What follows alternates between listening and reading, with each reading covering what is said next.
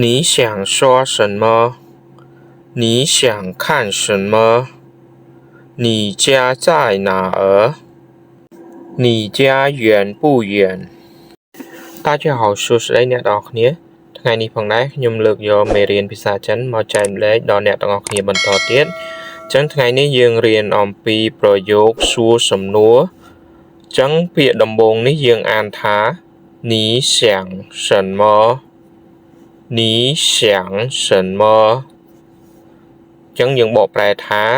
តើអ្នកគិតអ្វីអញ្ចឹងពាក្យនេះយើងប្រែថាអ្នក想យើងប្រែថាគិតឬក៏ចង់ឬក៏នឹក什么យើងប្រែថាអ្វីអញ្ចឹងយើងអានឡើងវិញ你想什么តើអ្នកគិតអ្វីប្រយោគបន្តទៀតយើងអានថា你想吃什么你想吃什么你យើងប្រែថាអ្នក想យើងប្រែថាគិតឬក៏ចង់ឬក៏នឹកឈើយើងប្រែថាញ៉ាំ什么យើងប្រែថាអ្វី你想吃什么តើអ្នកចង់ញ៉ាំអ្វីប្រយោគបន្តទៀតយើងអានថា你想喝什么你想喝什么你យើងប្រែថាអ្នក想យើងប្រែថាគិតឬក៏នឹកឬក៏ចង់喝យើងប្រែថាផឹក什么យើងប្រែថាអ្វី你想喝什么ចឹងយើងបកប្រែថាតើអ្នកចង់ផឹកអ្វីចឹងប្រយោគបន្តទៀតយើងអានថា你想说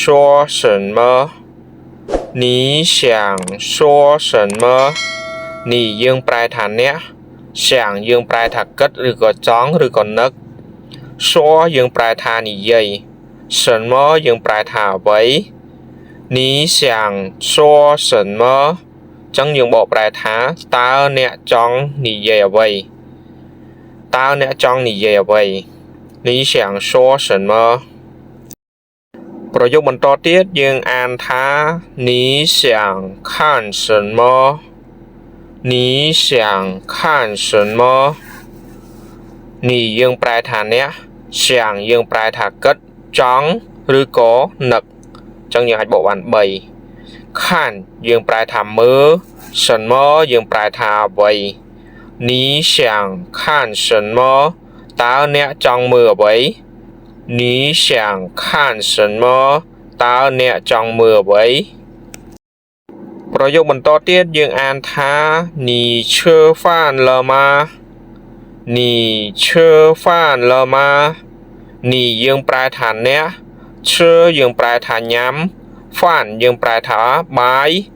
លើម៉ាហើយឬនៅ你吃饭了吗ចឹងយើងបកប្រែថាតើអ្នកញ៉ាំបាយហើយឬនៅ你吃饭了吗តើអ្នកញ៉ាំបាយហើយឬនៅប្រយោគបន្តទៀតយើងអានថា你最近怎么样你最近怎么样你យើងប្រែថាអ្នក最近យើងប្រែថាថ្មីនេះ怎么样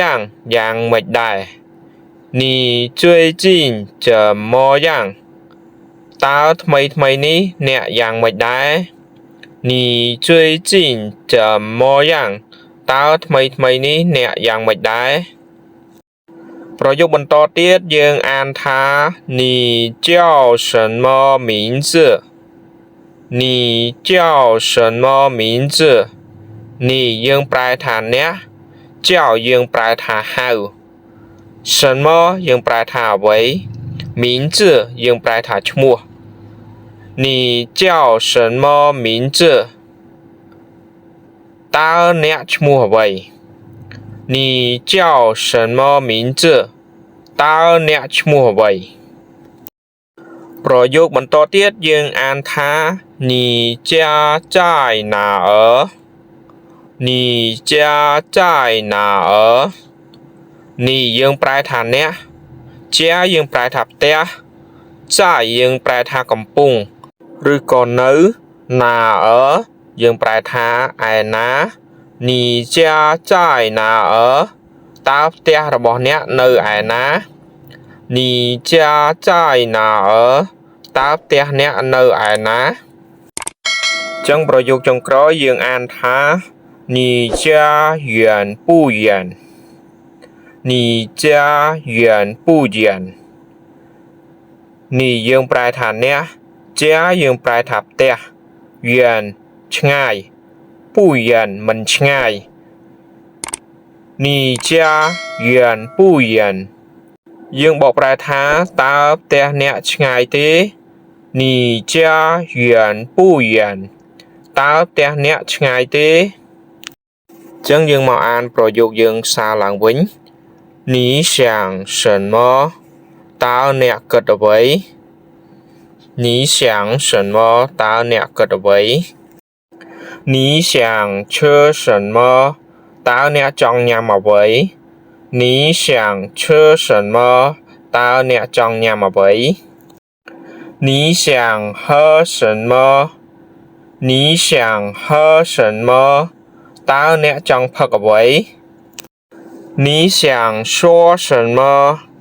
你想说什么តើអ្នកចង់និយាយអ្វី你想看什么你想看什么តើអ្នកចង់មើលអ្វី你吃饭好了吗你吃饭好了吗តើអ្នកញ៉ាំបាយហើយឬនៅ你最近怎么样你最近怎么样តើថ្មីនេះអ្នកយ៉ាងម៉េចដែរ你叫什么名字你叫什么名字តើអ្នកឈ្មោះអ្វី你家在哪儿你家在哪儿តើផ្ទះអ្នកនៅឯណា你家远不远你家远不远តើផ្ទះអ្នកឆ្ងាយទេចឹងការចែកម្លែកមេរៀនភាសាចិនរបស់ខ្ញុំបានដល់ទីបញ្ចប់បើសិនជាបងប្អូនចូលចិត្តការចែកម្លែករបស់ខ្ញុំកុំភ្លេចជួយ share វីដេអូនេះបន្តផងអរគុណជួបខ្ញុំនៅមេរៀនក្រោយៗទៀតបាយបាយ